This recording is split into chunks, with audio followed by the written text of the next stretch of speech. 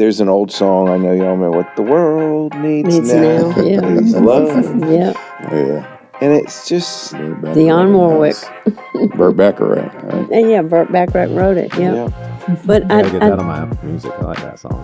I don't think there's a politician that can heal our land. No. And I mean, we need Jesus, period. Yep. Hey, it's Lynn Stroy, and you're listening to the intergenerational summer series of the Seacoast podcast. Today, the boomers are talking about unity in the church despite political differences, racism, and Christian nationalism. Last week, Susan's husband, Roy Chapman, joined the conversation as a sub for Sandy Stafford, who will join the boomers from now on. We're thankful to have had some time with Roy last week. The viciousness and the polarity is just astonishing. The way I see it is we allow ourselves to be just pulled one way or the other, when the meeting in the middle is where we need to be. Amen. Sandy retired as an art teacher in 2020 from James Island Charter High School after a 40-year teaching career. She has 2 grown sons and a 13-year-old granddaughter. During her free time, Sandy enjoys traveling, nature walks, and all types of art making. She is passionate about the Southwest, especially visits to New Mexico, where she likes to travel lesser-known highways, visiting Southwest mission churches. Next week, Gen Z will wrap up this topic. Now a reminder, episodes 1, 2, and 3 introduce our contributors. So listening to those episodes first will give you some context of the folks in this series. Today, we're hearing from Pastor Brian, Joe, Sandy, and Susan. She was at my wedding, at my parents' funerals, the whole 9 yards. But I do remember going downtown in Atlanta to the dentist with her, and we had to sit at the back of the bus. I was probably 8 years old. I really didn't know any different. She said, we have to sit at the back of the bus. Then years later, and I said, we're going to church on Sunday. I was married with 2 children. And she said, okay. We went to church. She would not go 1 inch past the back row. She refused. She said, no, this is where I sit. I don't think we're a Christian nation. I think my history is right. We were decidedly a non-faith-based nation because of what was experienced in England. I don't like this term, but I think it's the right one, a secular nation, where all beliefs could be experienced, right, with freedom. I know that's going to get me in trouble with a lot of people, but, you invited me, this is your fault. I should love everyone exactly the same as Christ did. That's tough, but that's what the Bible tells us to do. And that's where I think we've kind of lost our way.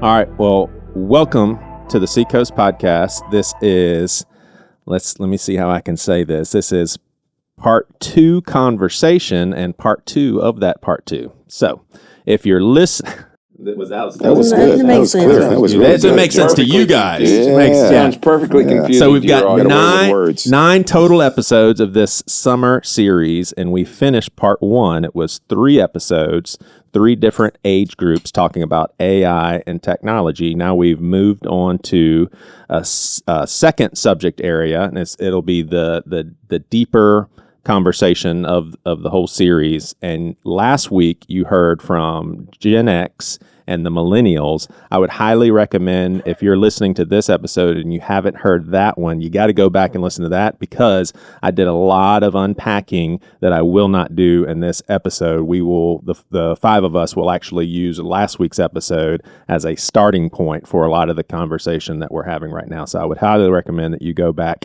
and listen to that. But next week you will hear from our Generation Z, and I y'all probably heard me say this to the Millennials and Gen X. Like I am really excited and interested to hear y'all's thoughts on that first conversation, and then I'm very just delightfully looking forward to hearing what Gen Z thinks about all of it.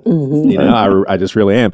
Sandy, it's good to have you with us. It's good to be here. I was telling folks in our first recording with Boomers and Silent Generation here that Joe and I, our friendship goes the furthest back. But if you include my sophomore year You're at in James high Allen High School, school. you blow him out by a mile. Tell listeners how you ended up at Seacoast. I just think it's a very sweet story. So I taught at James Allen Charter High School for years, and even when it was James Allen High School. And so I used to go and work I was an art teacher, and I used to go and work on my studio on the weekends because it just gave me breath and fresh air. And also my family was going through some struggles with some extended family in my Kentucky home, and I was just needed a place to kind of just to land. So I come into the back way and the back parking lot, and these people are taking these instruments and all these things off of this Big old trailer. this big old trailer in the back, and I see Louis Book 4, and Louis substituted a lot, and I'm going to Louis and said, what is going on around here? And she told me that we have Seacoast Church here, you ought to come join us. And I started, and I've started from then on. Awesome. Yep. That's how I found out. Yeah. Isn't that And neat? Joey and I say I found Jesus in a parking lot. Yeah. Amen. And I've said this before, but I would highly encourage folks, especially if you want more content on what we're talking about today, on episode 4. So literally 4 episodes into this podcast, we have what I think it's titled Seacoast Church's Political Statement. And what it is it's a bunch of different people giving their takes, which shows just how diverse this house really is. And Josh Surratt gets the final word on all of it. But Sandy was, and I'm going to put you on the spot here and try not to get emotional because it involves my dad. But I'll give a snapshot, but I want you to tell people just what it did to your heart and how it changed you when this happened. But my dad, ultra conservative, and Sandy knew and loved my dad. They were in church community together. And my dad is pretty bold with his views and put them out on Facebook, and it started to really bother Sandy in a hurtful way, like in a heart sort of way. Right. And I think it's safe to say that you were building a little bit of resentment. Even it was just I was quite vocal. yeah. I did not hold back. You were vocal too. Yep. Yes. But definitely. anyway, I think, and I'm speaking for you, so correct anything I'm saying, but I think it's safe to say that there was some divisiveness building up into your heart, and your house was flooding, and 2 people came to your door, and one of them was my dad to help. Exactly, and yeah. what did that do to your heart? Did it just kind of show you that, oh, the political stuff is secondary? This is what church is all about? Yeah. Yeah. That happened secondary, really. So we have the talk, and I was on Kenny Todd. I don't know if y'all know Kenny Todd or knew Kenny Todd. Anyway, he was on Facebook, and he and I were friends, and of course he was highly conservative. Virgil's highly conservative. So I was just listening in, and I would just give my viewpoint right back. And I was acerbic, okay, but I can come across that way when I'm frustrated and angry. And I didn't realize, truthfully, I was being acerbic and out of bounds, but I was. And so Barbara came up to me at church. That's my mom. That's Joey's mom, came up to me at church, maybe it wasn't even the first week when I started the nonsense, and said, Sandy, you've just really hurt Virgil's feelings. And I'm thinking, what? See, I didn't know this part of the story. Yeah, how did I hurt Virgil's feelings? Says, well, your comments on Facebook has just really, really hurt his feelings bad. And that just took me aback. And I really had to just kind of think on it for a while. And then it just hit me, like this is just too important. This is too important of a dynamic that I'm letting myself get caught up and to lose friends over this. You know what I mean? There has to be a better way to talk. And then to go on with what Joy is saying about, yes, we live in the same neighborhood. Joy's family lived on the other side of the neighborhood. I live on this side, so we didn't know each other. But my house is now flooded like 7 times since 2015. Horrible. So, but anyway, invariably, each time we flooded, besides the first time, there were 2 men that would show up at my door. And this was even after I moved out. 2 men would show up at my door, and it would be Virgil and Mark Mayer. Wow. And that was a very person that I hurt. And it just became very apparent to me that tries to be like a peacemaker and like to get along. I'm kind of like one of these I don't know how to say it, like yes person, and like that I had really hurt somebody that I just thought so much of. And one of the absolute best men I ever met in my life was Virgil.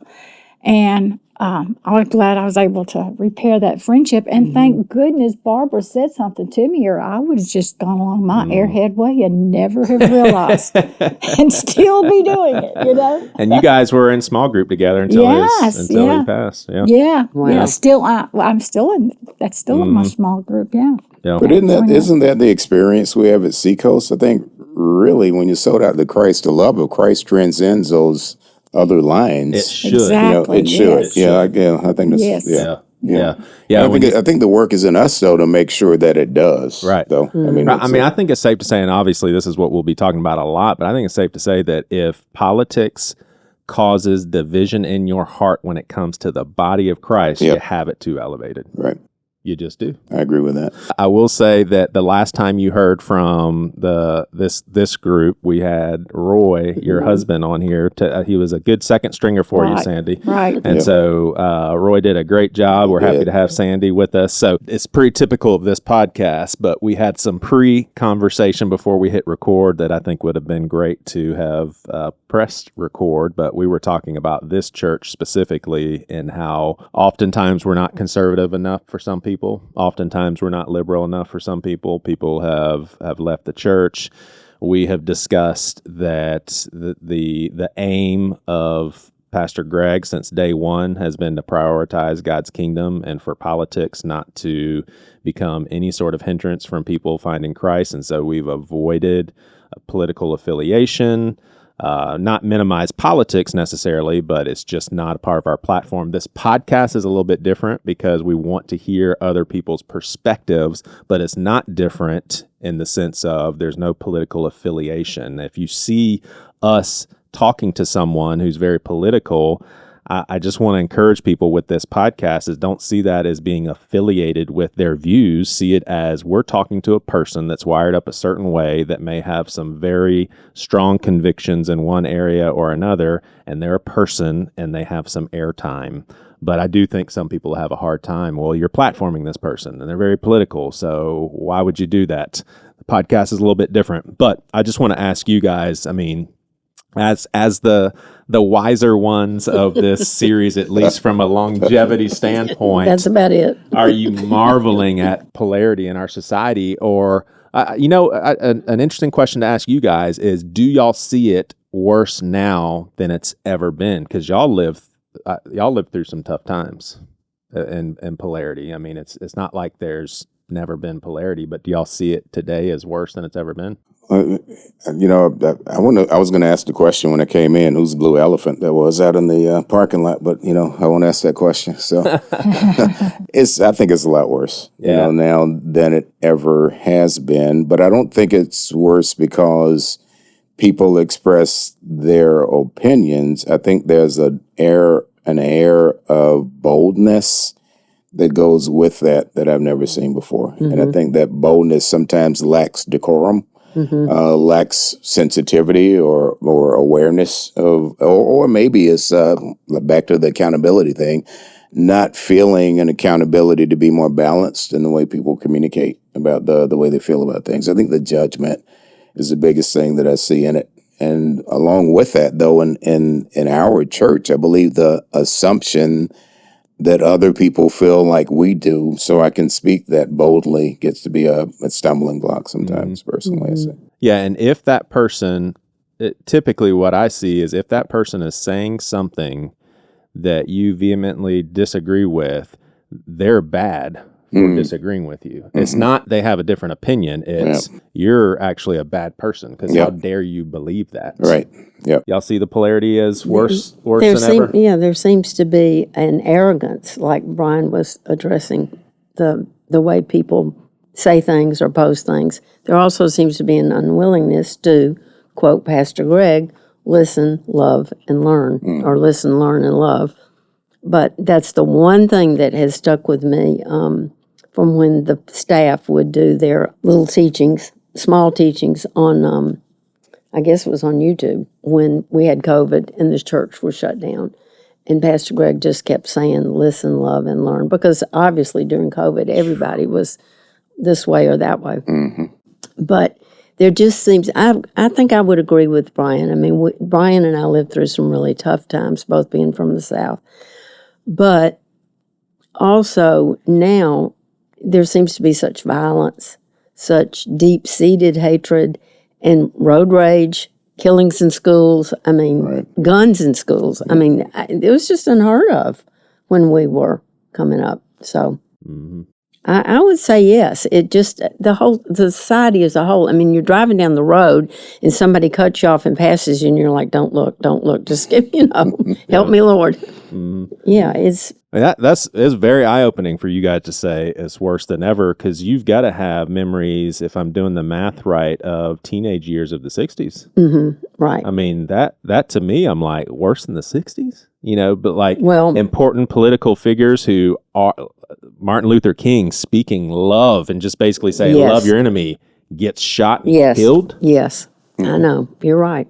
I think one of the big differences I see in today's time is there's so much media coverage. Like we are in a fast-paced society, and it is in your face. And many people glorify being in your face. And the more people are in your face, the more exposure they have. Who cares which side you're on? I mean, it's just so fast-paced that you can't get away from it. And the viciousness and the polarity is just astonishing. It is just astonishing that the way we can the way I see it is we allow ourselves to be just pulled one way or the other, when the meeting in the middle is where we need to be. Amen. We need to, especially, I don't know how the church is to do it with what's going on with the society as a whole, but there needs to be some way. I'm not saying that we're not doing it. I'm just saying that it's just really bad right now. Yeah. But is it the worst time in my life? No. No, as far as the thing going on in the country.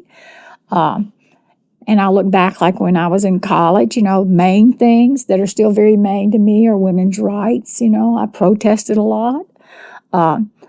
I had friends that went to Wake Forest, I mean, they weren't involved in the protesting, but, they went there. And there were some really, really bad times. And all of the 60s was just such a rough experience in a time.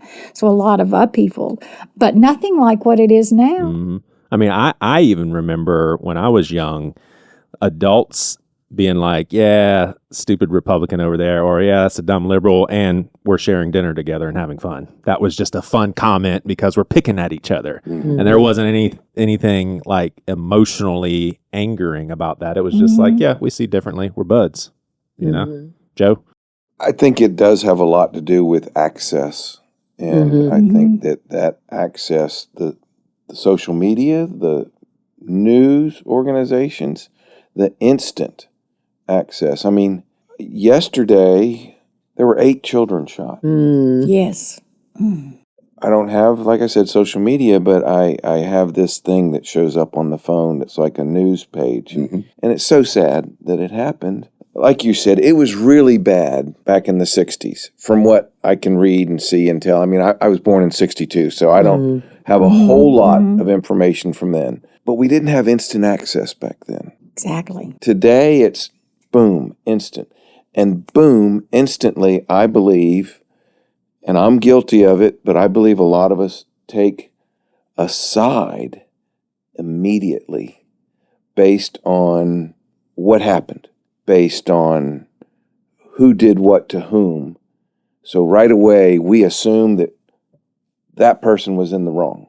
And we don't really know the whole story yet, even. Even if the instant news is wrong. Even if the instant news is wrong.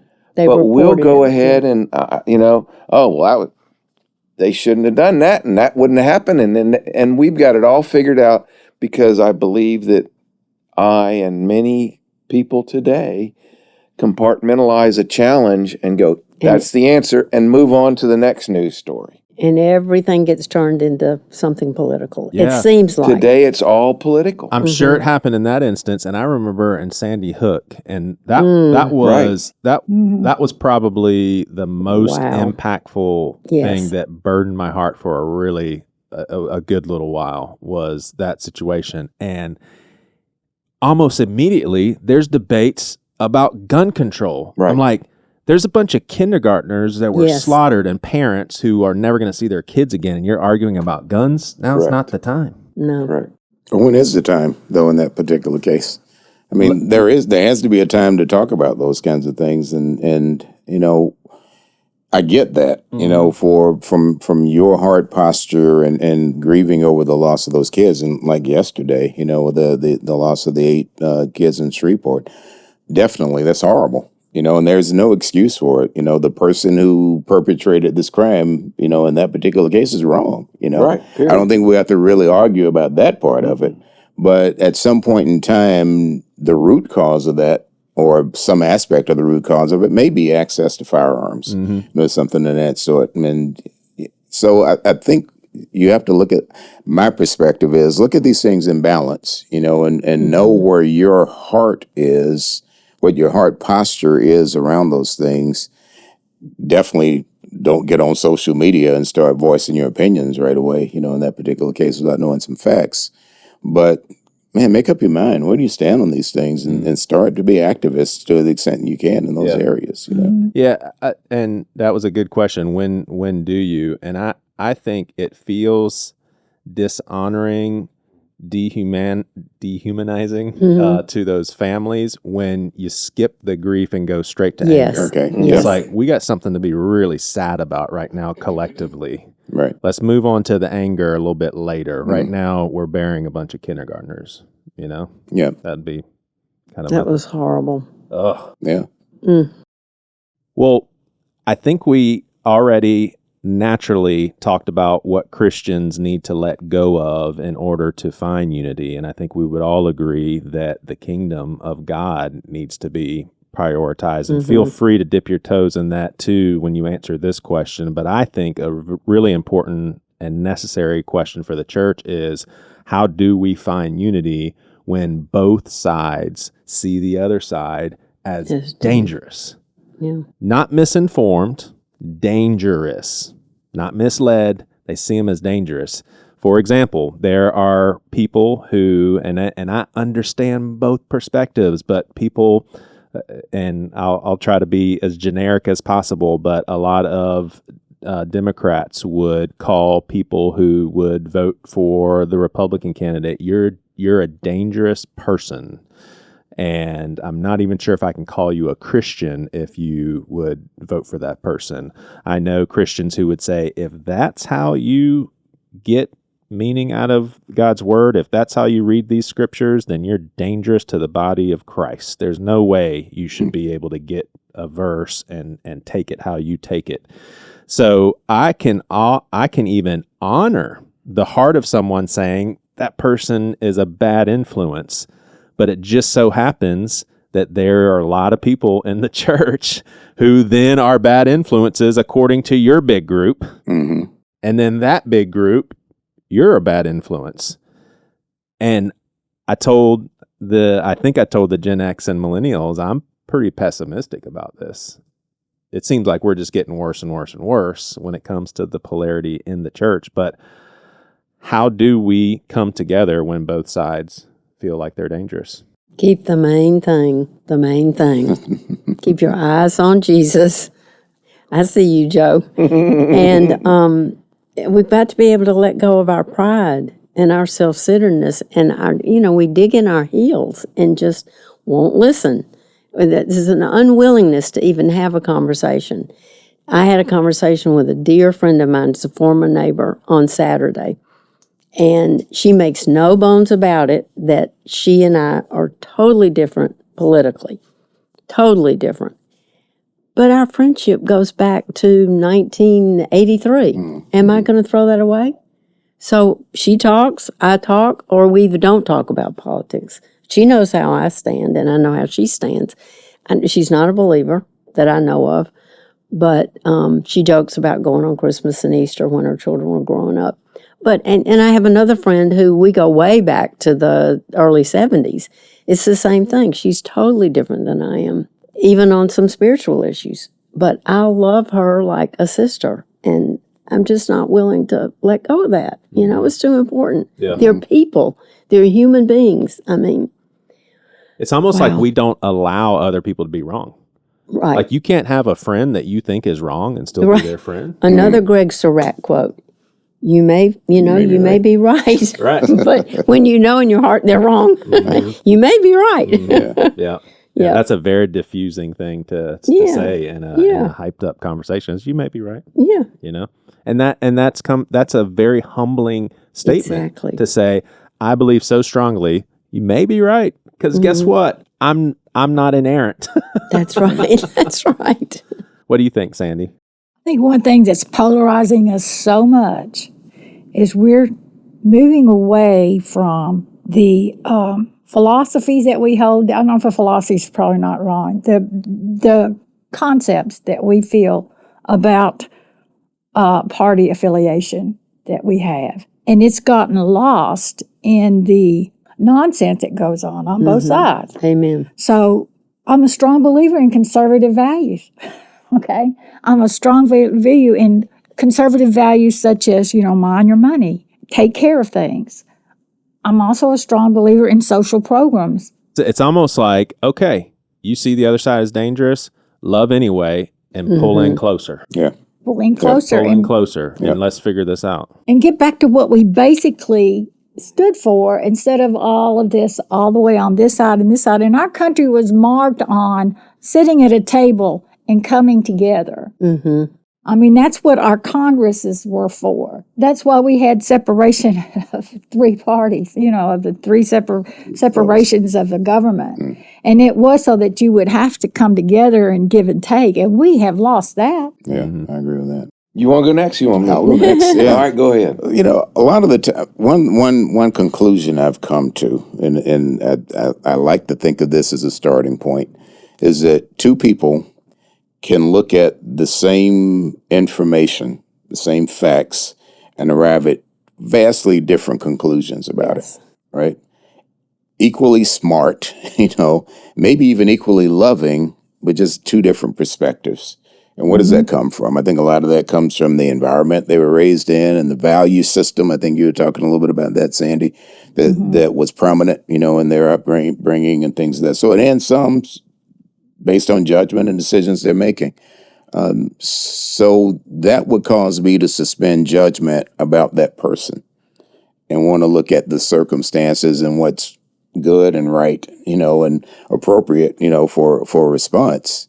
And that's where I think we get guidance from the Bible.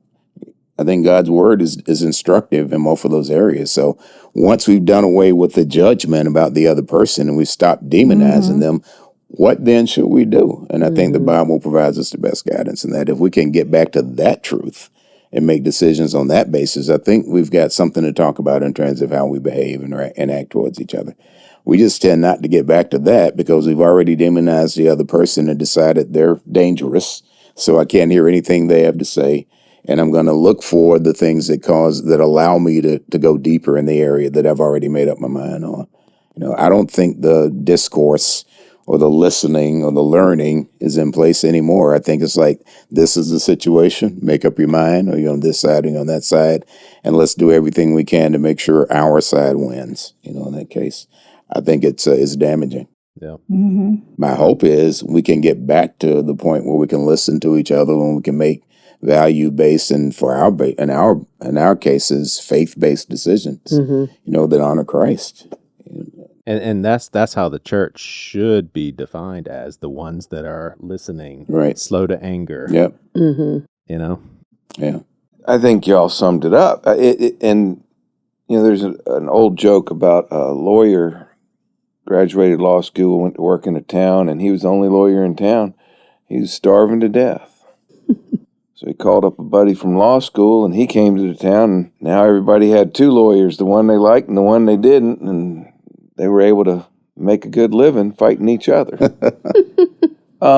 So true. We have gone so far away from Jesus in our nation, in my opinion. And I think, like you said, Sandy, people want to go, look at me.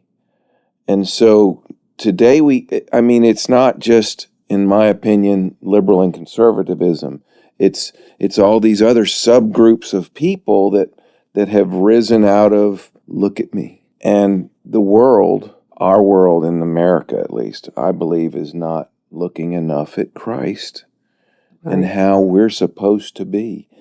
And we should be able to love Christ like he loved the church and love each other in the exact same way. It's love your wife like Christ loved the church, but I should love everyone exactly the same as Christ did. And that's tough, but that's what the Bible tells us to do. And that's where I think we've kind of lost our way. And to look at me means I have to do something to get your attention. And so then I get your attention, and you tell your friends, and you tell their friends, and all of a sudden we're making them our, I don't want to say deity, but we're making them the most important thing we want to support. That cause, that subset of people. And that's not the most important thing. It's all about Jesus, period. And that's tough. And even I've made it a point when I meet people to always ask them, do you know Jesus loves you? My small group leader, y'all know him, Michael Malin, has shown me that's just a great way to ask. It's not alarming, but boy, it can start a conversation. Yeah, I like that. There's an old song, I know y'all remember, what the world needs now yeah. is love. Yeah. Yeah. And it's just Dionne Warwick. Burt Bacharach, all right. Yeah, Burt Bacharach wrote it. Yeah. But I gotta get that on my Apple Music. I like that song. it's I a good don't song. think there's a politician that can heal our land. No. And what is it, 2 Chronicles 7:14? I mean, we need Jesus, period. And the church, more than anything, needs to, I don't think our church preaches politics by any stretch of the imagination. We just need to, Christians need to believe. Yep. People who follow Jesus Christ need to put him first. I sound like I'm on a soapbox, and then pray for the politicians. Pray for the president. I know. Imagine if a guy or a woman could get to become president, and their platform is, we are going to love our enemies. That means both aisles of the political. We're going to listen. We're going to learn. We're not going to be polarized anymore. We are going to do this together. They'd never become president. Yeah, well, maybe not. Sadly. Hopefully we'll get back to that point. But what you were saying, even more than that, fundamentals, love, justice, seek mercy, walk humbly with our Lord, Yes. I think that, and you were saying something, Sandy, that kind of struck me. Where's the middle? How do we get back to the middle? What you were describing would sound like a conservative Democrat, right? Is there a such thing anymore? Or is there a liberal leaning Republican? But I think we substituted those identities with kind of the real thing that we ought to be focusing on, which is the values. We have conservative or liberal values. Why do we have to put a party label on those things that create more polarization between us? And then, like you were saying earlier, Joe, vote the causes, vote the things that are important, not the party. Right. If we could do that, I think we might arrive at a better place. But our identity, the identity of those parties have become so doctrinal that it's hard to really, stake out a middle ground and feel comfortable there. Joey, you'll have to fact check me on this for sure. Google it. Search it up. But I think it was George Washington who said, the day our country has 2 political parties, we're doomed. Wow. I think. So fact check it. You can edit this out, right? Oh, yeah.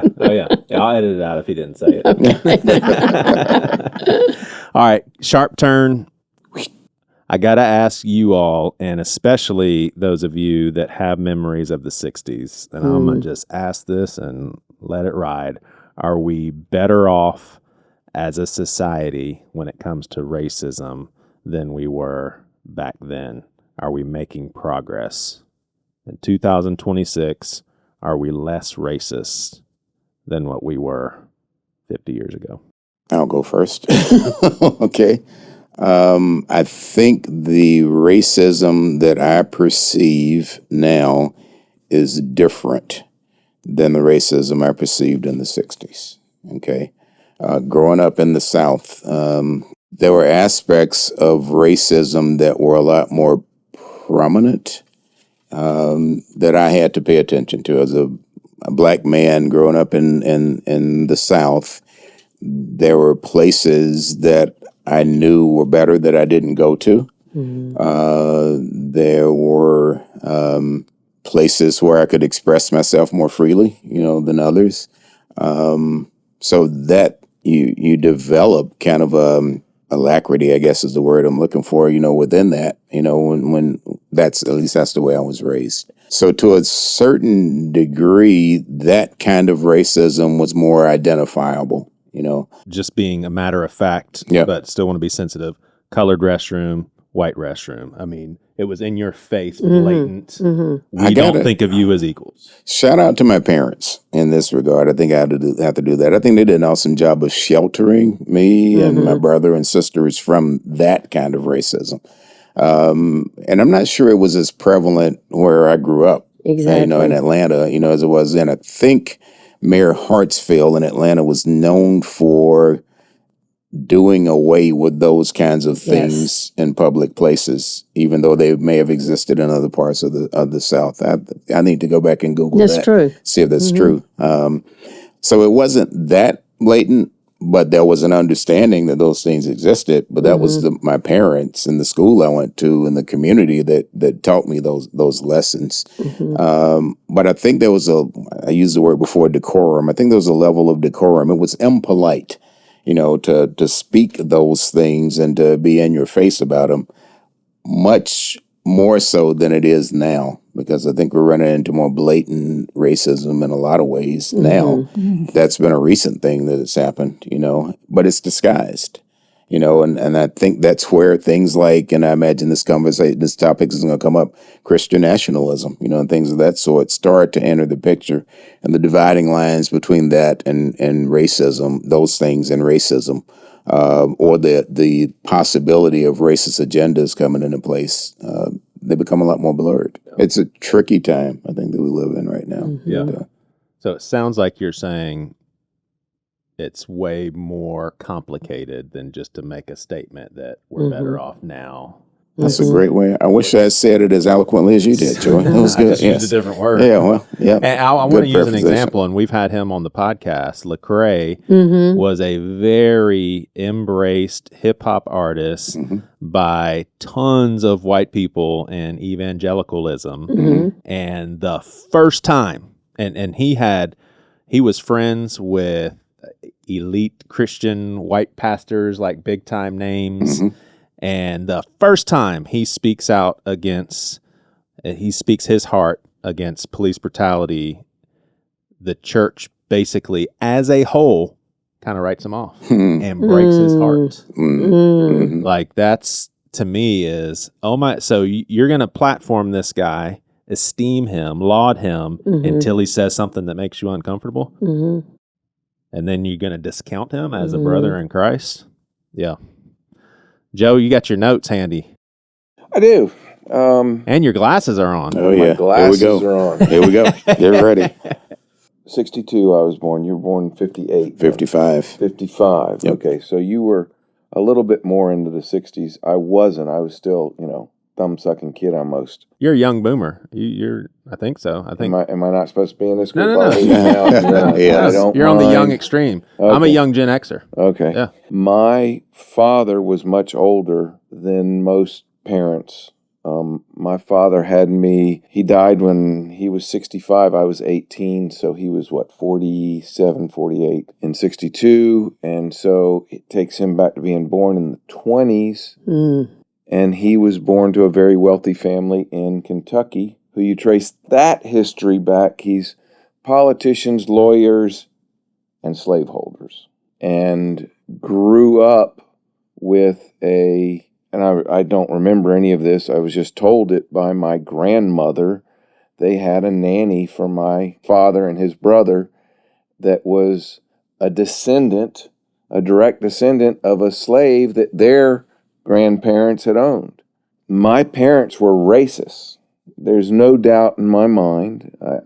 I'm going to say that. That's just the way it was. My mother grew up in Roanoke, Virginia. When her father died, they found a couple of hoods in his clothing. Oh, Lord. So was I influenced by my parents? To a degree, absolutely, I was. But I've been more influenced by my father now.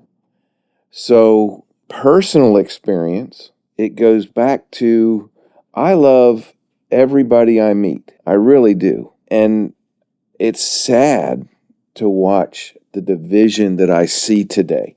I can't speak to the question really revolves with the 60s. I can't speak to that.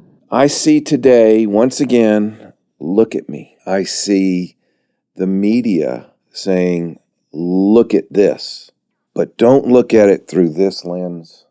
Look at it only through this lens, because this lens allow us to sell more advertising, make more money, do more things, and cause more division in us, because it's like the old expression, sex sells.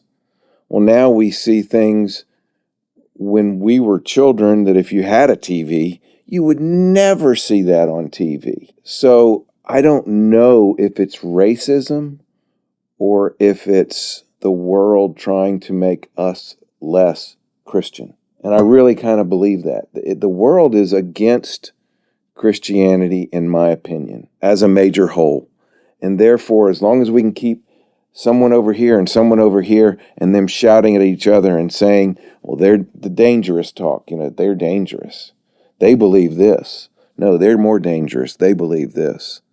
I believe that's what's happening more than, I don't think people are born racist.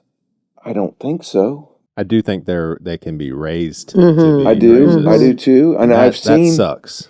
Like you that know, you would put that on. The Dylan Roof thing. Exactly. I was just thinking that. Dylan Roof was raised to think that black people are inferior and therefore they also should die. That was, that kind of, it didn't surprise me. Things that surprised me is the police officer, and I can't recall his name now, that shot the black man in North Charleston that was running away. Yep. That surprised me. What is this guy doing? He's supposed to be a representative of law and order and things that are right. But then again, I look at other instances that are blamed on racism that I don't believe are. I'm a good bit younger than you. I had to unlearn stuff. I grew up in the South, and I can't attribute this specifically to anybody, and I'm glad I don't remember exactly. But I heard, and I've got a huge extended family, but I heard at least twice as a kid, there's a difference between black people and then the N-word. I was told that twice, at least twice as a kid. And I remember at a very early age thinking, well, that's got to be the case with every person, regardless of the race. What you're basically saying is you've got people that are highly revered, white people, and then you've got white people that don't act well. Like, why is this specific to black people? I have a friend of mine, and a black person told me this is called an N-word lullaby. His grandma sang N-word lullabies over him when he would go to bed. Like Gen X, we grew up with some major racism around us. Wow. Major. And I think that statement, there's a difference between black people and the N-word, was a justification for whoever would say that to be a racist. I think that's 100% a racist statement, no matter how you look at it.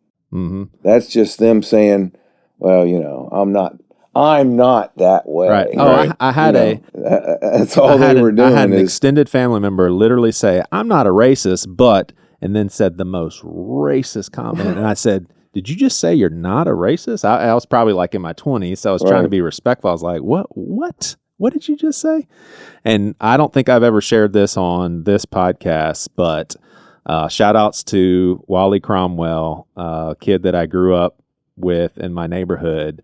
But this did not occur to me until I was an adult. It was a hot summer day, and me, my brother, we were swimming in a swimming pool with our friend, and now I realize his parents were racist, and our friend Wally stood out on the other side of the fence watching us in the hot summer day, having fun in a pool, just standing on the outside of the fence.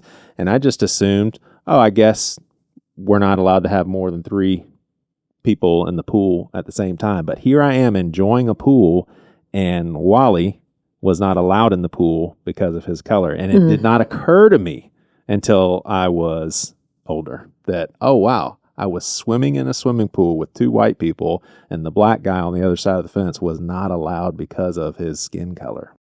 Where was this? This is in my neighborhood, I mean, where what? James Island. Oh, in James Island. Wow. Yeah. I mean, Wow. so I grew up with a lot of racism around me. A lot, for sure. What do you guys think? Are we getting better? Well, I'm realizing after all these questions and doing some thinking and remembering how sheltered I was. I do remember, and you don't have to fact check this because I already did it. On August 30th, 1961, there were 4 high schools in Atlanta that were integrated. After that, there were no white people out there yelling at them. It was a peaceful integration, and President Kennedy gave a press conference, and he commended the city of Atlanta and the way they did it. And evidently they had study after seminar, just all sorts of stuff in preparation for this. And he said other southern cities should take note of this. And I remember the Selma, Alabama, and the back of the bus and Rosa Parks. I remember all of that. I also told Joey I didn't know if I could get through this or not. But when I was a girl, we had a helper in our home. And she was a part of my family before I was even born. And then she was a part of my family after I got married. A part of my family as I grew up, and then a part of my family after I got married. And I'm not going to say she was a part of our family. She was family. But she was a part of our family for over 60 years. Very, very kind person. She was trustworthy, she was honest, she was wonderful. She was at my wedding, at my parents' funerals, the whole 9 yards.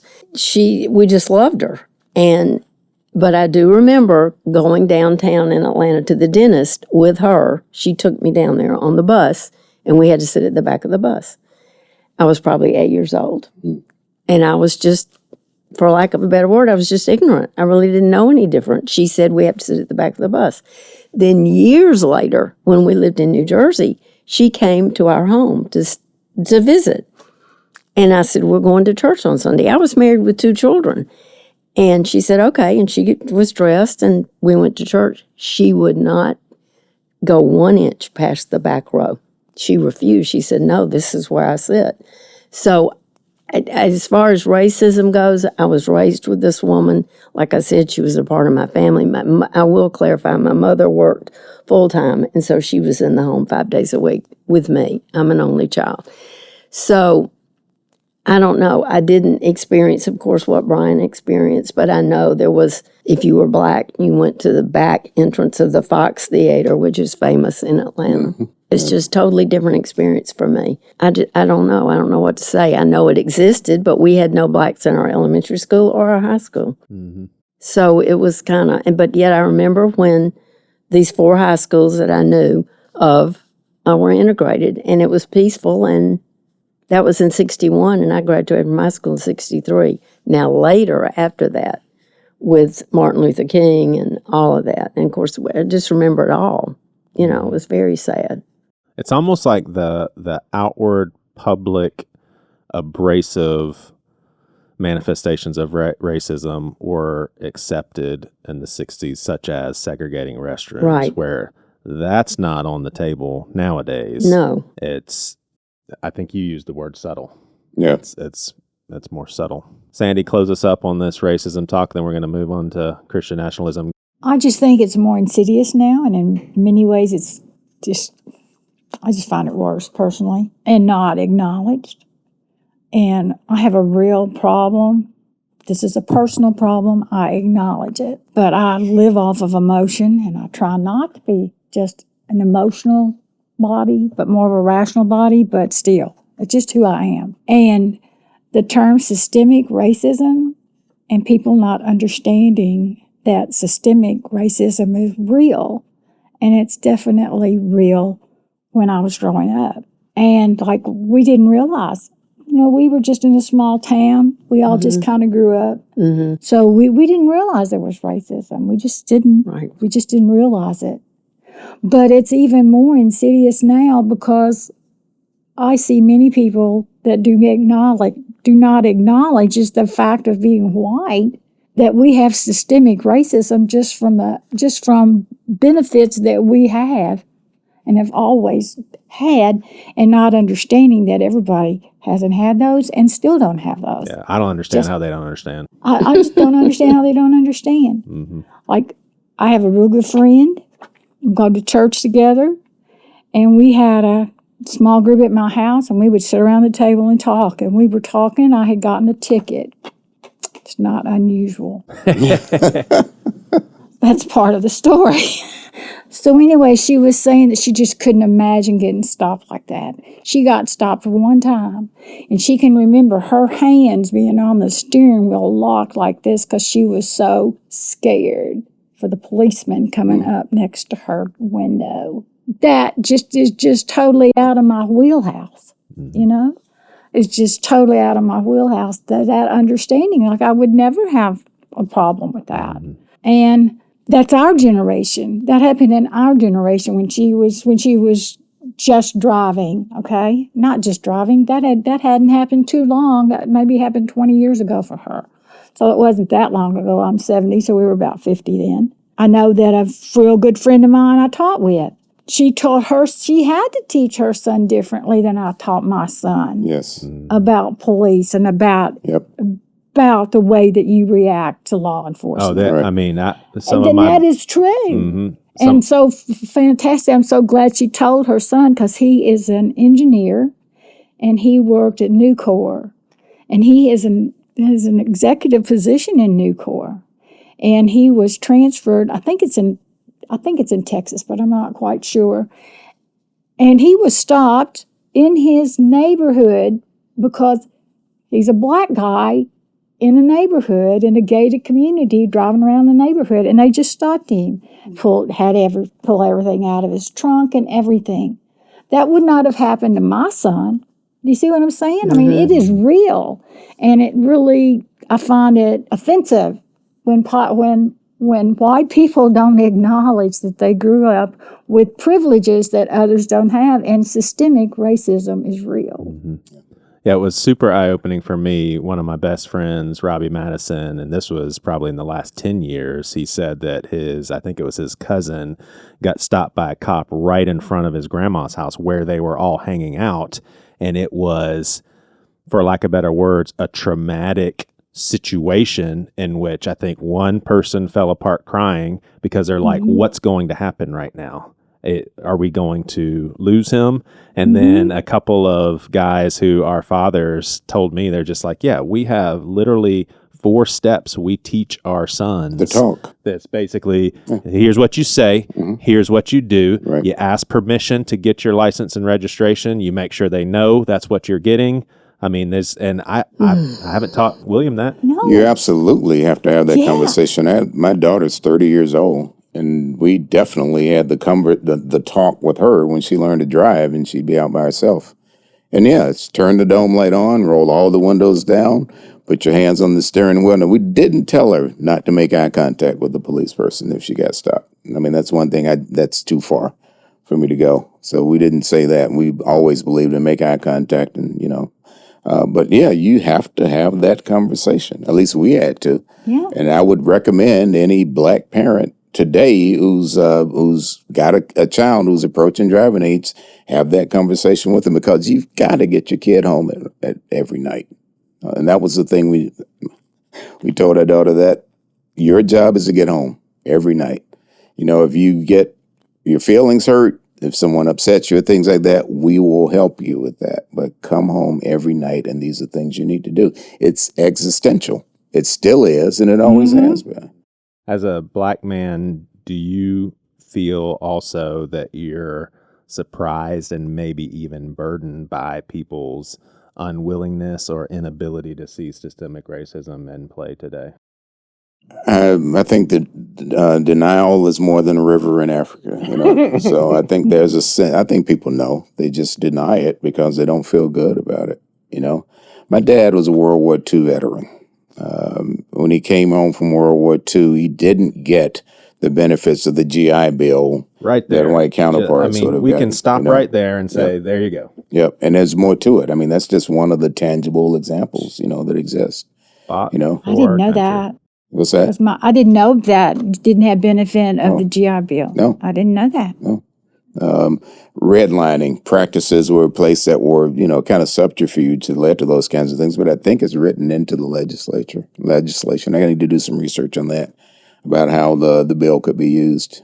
But didn't have access to it. So the fact that my parents were homeowners, and raised the five of us, in a good environment, so I need to be careful with my words here, but they were miracle workers to a degree, just like the rest of my community was where I grew up, but that was the charge that generation had, being born in the 1920s, experiencing some of the the Great Depression, fighting in World War II, turbulent times, but progress, air quotes, progress being made, And here's the other thing. This is a revelation I have to really remind myself of from time to time. I remember exactly where I was when JFK was assassinated. I remember exactly where I was when when Martin Luther King was assassinated. Those marker events take place in my life, and I can identify them clearly. And particularly with Martin Luther King's assassination, if I were to go back and talk to the 12-and-a-half-year-old Brian Lewis, that was at the kitchen table that night when the news flash came over the TV, I would tear up telling my younger self that things aren't going to be like you think they will be this many years later, 58 years later. Yeah. That's a disappointment to me. I had a whole lot more optimism then than my reality has right now. Does that mean I'm not optimistic?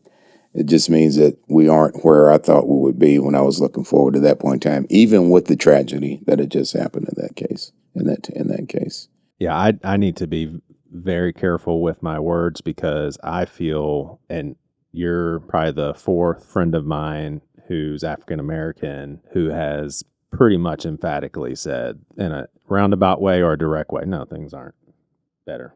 I mean, maybe in some instances they are, and that's why it's so important for people like me to have our ears open and to freaking listen. One thing that white people like to do is, but look at Colin Powell. He grew up in that, and look where he is now. And a friend of mine said that's like saying, look at Tom Brady. He's a great quarterback. Anybody can do that. It's like, no, that's one person, Barack Obama. Yeah, right, exactly. Yeah. All right. Well, the crux of Christian nationalism, I actually read something that I wrote that I wrote just to put out there, and I read it in the last episode. But the crux of it was, please be very careful when you call this a Christian nation, when you look at the history. And also, please be very careful when you say things like we need to go back to the more wholesome, good days when prayer was in the schools, because Black people were not in those schools for a lot of that time when prayers were. Be very careful with how you pair your faith with culture, because back in the day was not the good old days for, I would say, everybody, because of what we were all experiencing together, but the minorities were the ones experiencing the negativity and the heaviness and all of that. But the two questions, and you guys can kind of go wherever you want with this, and then we'll wrap up with the American flags all over Seacoast Church conversation. But basically, do you consider yourself a patriot? And then the next question will be, do you see the United States as a Christian nation? So, Sandy, do you see yourself as a patriot? Definitely. Most definitely. Can I skip to the flags real quick on the church property? Nope. No, Not that one. Not that one. Definitely, I consider myself a patriot. So yes. And what was the second part of that question? Do you see the United States as a Christian nation? I see ourselves as a nation of many faiths. And I think it's important to have interfaith respect and acknowledgement. And I find it sad that we don't see ourselves as a country of many faiths. I think we'd do much better if we did do more interfaith work together. So no, I don't think we're a Christian nation. I find that we try to, in my opinion, in this day and age when we're calling ourselves a Christian nation, as many times we're not using a lot of Christian values when we're calling ourselves a Christian nation. So yeah, I find that troublesome. How about you, Joe?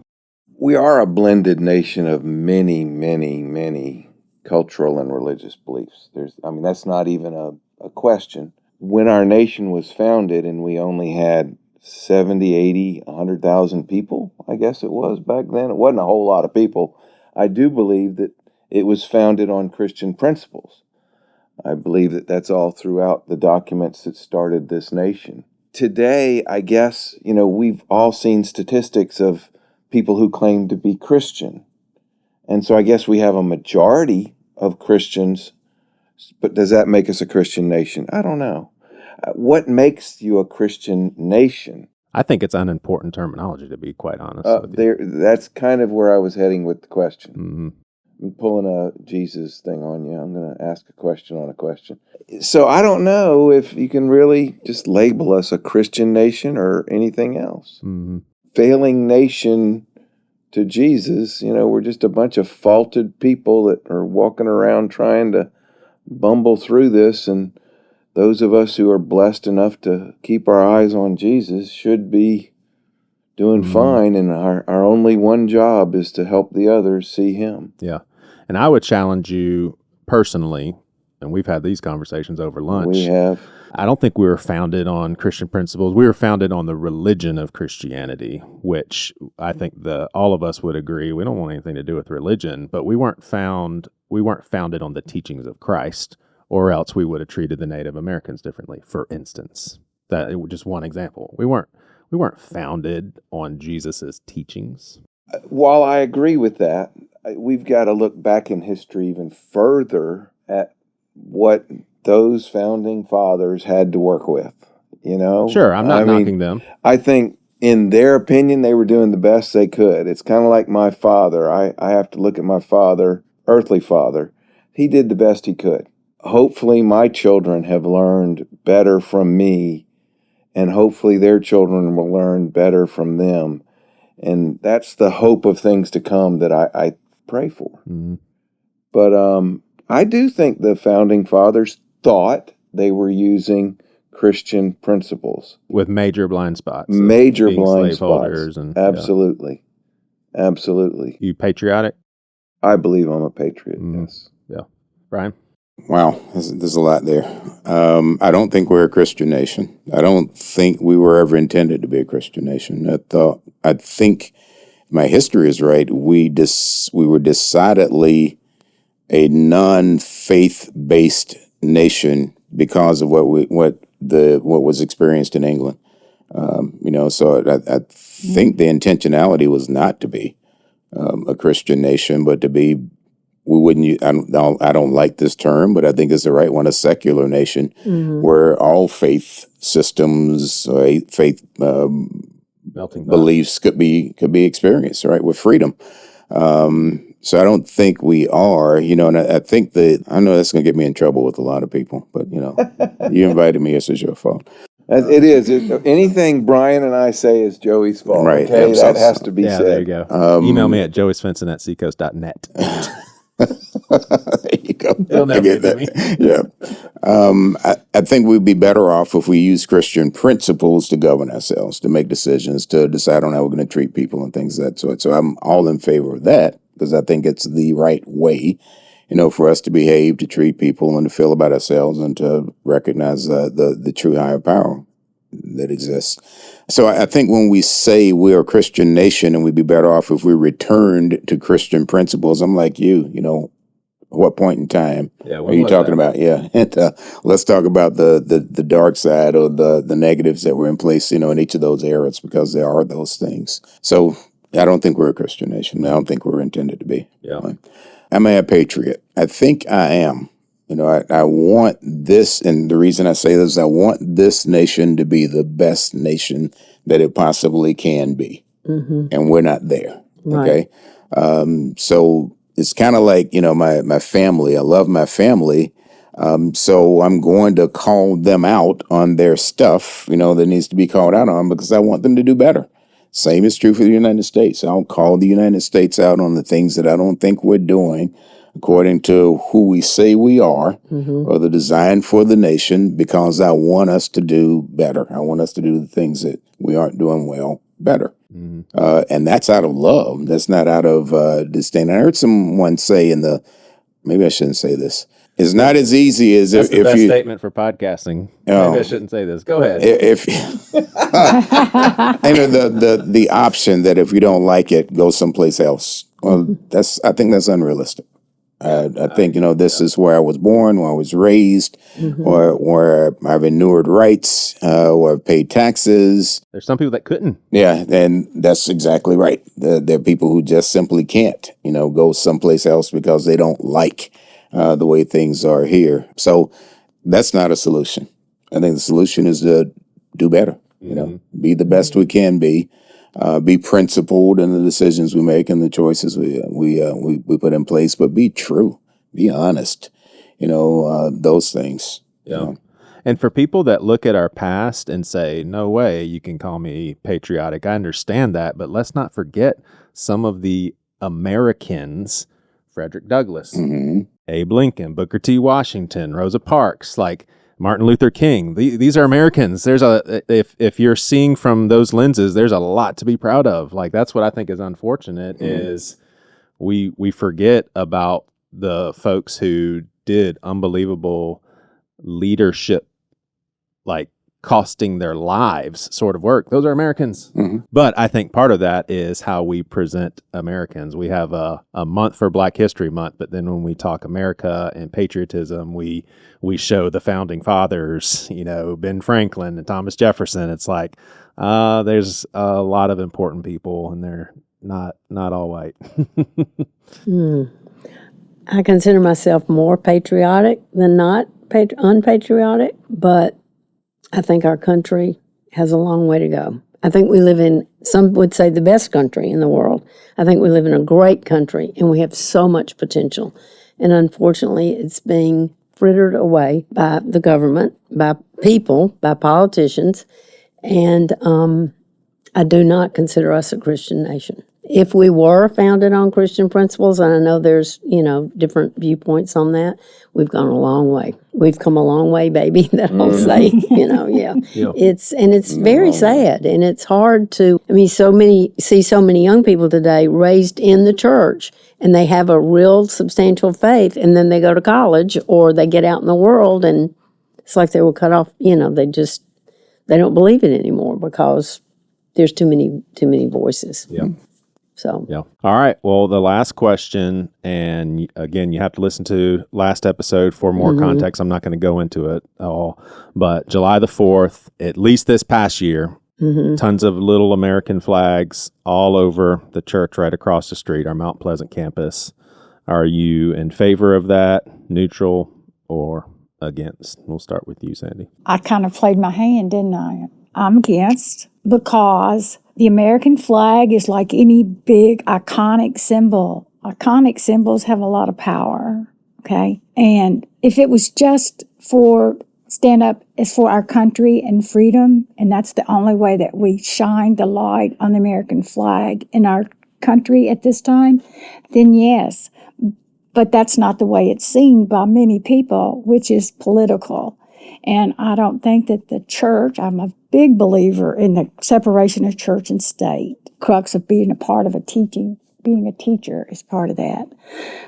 But I think it's important for our church not to definitely in any way make someone who we really want to bring into our flock and have them see flags around the church and see that as anything other than patriotism for our country, and could perceive that as a political statement and keep them away from our church. So That's my thought. And It's a somebody would say, separation. yeah, but it's not political. Well, it is to them. It may not be to Yeah. you. And Yeah. and if It it just is has to that- them, has then, that a look, and I just don't think we want that look, because we know how we feel with our church right. and where we believe, but there are many people that are not there. Fly it at your house. Yeah. I love seeing American flags in people's houses. Yeah. Fly it at your house. Yeah, I agree with everything you said and how you said it, Brian. I feel strongly both ways. Well. So I would love for the American flag to be a symbol of pride because of the way we behave beneath the flag. Okay. So that's somewhat an aspiration, that I hope I have that hope even now. I don't like the fact that it can be a divider or a polarizing factor for some people because of the way we've behaved beneath the flag up until this point in time. So it's almost like we need to redefine to a certain degree what it means to be a patriot or to be someone who loves the flag and for what it stands for. So that's why I say I feel strongly both ways. I think there's some power in it. We are American. There's no question about that. But does the flag represent what we truly say we are as a nation and what we truly want to be as a nation? I'm not sure those two align with each other right now. But I hope we'll get to that point. I'm totally in favor of flying the flag on Memorial Day and on the 4th of July. I think it's a secular symbol that represents our country. I don't think the church is, there's nowhere in Scripture that tells us not to fly the flag. It's okay to burn the flag, but it's not okay to display it on the 4th of July. I think that's what they're doing. They're displaying the flag in honor on Memorial Day of those who died, or in honor of our country's 250th birthday on the 4th of July. I think there are people who look for ways to argue about something. And I just don't think it's that big a deal. I mean, it is our country's birthday. I don't think the leadership of Seacoast is saying, okay, let's put those flags out, and if those people don't like it, then they can go somewhere else. I don't think that's the heart of our leadership. And I think we established in the last episode, I don't even think it's the leadership that made the call. Yeah, I have no idea who made that call, but it's the heart of the church to honor, I'm second guessing what the motive is, but to honor the country's birthday. I really don't think they're trying to make a political statement. I mean, if we try to politicize everything. Yeah. But I'm definitely in favor of it. I'm with Sparkle. Yep, there you go. Ditto. Ditto. I mean, I don't see anything wrong with it, and I understand there may be some that take offense to it, but we are, according to those that know, and I don't know everything, that's for sure, but we're the greatest country in the world. Supposedly, why not celebrate that? I don't think that, are we flawed? Well, my gosh. We're we people. Sit here, we're humans. Yeah. We're all flawed. But nonetheless, people want to be in America for a reason, and we are the blessed ones. Every day I thank God for hot and cold running water. I thank God for being where I am today. So I have a great gratitude for everything that I've been blessed with, and knowing that there are many others that don't get to experience what we do. We get to have political discourse. We get to talk about our government and say, I don't like what they're doing, no matter which side of the aisle it is. And there's not going to be someone coming in here to shoot us for saying it in front of an audience. We have a lot to be thankful for. And I think in honor of your father that served, in honor of every man that served, there should be nothing wrong with flying a flag, especially on the holidays. I think it's something that we should be proud of as a nation. Well, and if you're offended by it, I just don't quite understand why. Again, it might be because you just like to argue about stuff. At football games, when they sing the national anthem and then they have the people holding the huge flag that's the size of the field, are you not going to watch football because you don't like the flag? I don't get it. I get and I value y'all's opinion and even agree with some of the things you're saying. I just think with Sandy, but not church. Because for some people, it's like, I mean, for someone who, let's say, add 10 years to Brian's age, who actually their very parents were maybe killed and the killers got off and justice wasn't served. It's like, I don't see that American flag the same way that you did. So it just seems like the church, that's the drawing. But I also get and value what you guys are saying. You mentioned Frederick Douglass earlier. He wrote one of his most famous essays is "What Does the 4th of July Mean to the Black American and the Black Man?" It's an excellent essay. It's worth reading. I read his autobiography, but that's maybe the smartest American. Yeah. All right. Well, thank you we got one more to do. All right. And Thank you. This has been awesome. Love y'all. Thank y'all for listening. And next week, we've got Generation Z finishing up this conversation. Looking forward to hearing what they have to say. But thank you guys for listening. And if you're on YouTube, thanks for watching. You've been listening to Seacoast Church's Things You Won't Hear on Sunday podcast. We are now on Instagram. Go to Instagram.com/SeacoastPod for your one-stop shop to interact with this podcast and chime into the conversation. You can also be a patron of the podcast and receive exclusive content and live feeds of our recordings. All of your support goes towards Seacoast ministry efforts and local presence. All of this information is in the show notes. Thanks so much for listening.